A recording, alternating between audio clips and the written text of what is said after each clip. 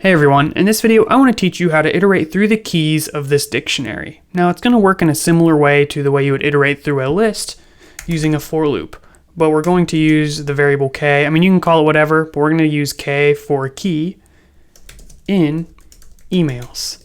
And then what we can do is we can print k. So that is the most basic loop, and when you do this, we get Caleb, Gal, and Tim.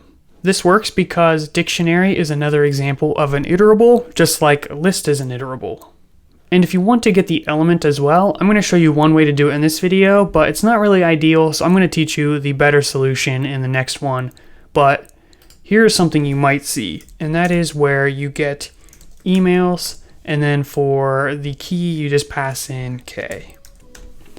So this will get the job done, but it's not the best solution because, for one, the key is going to have to be hashed again, and there's actually a way to loop where we can get that value right away.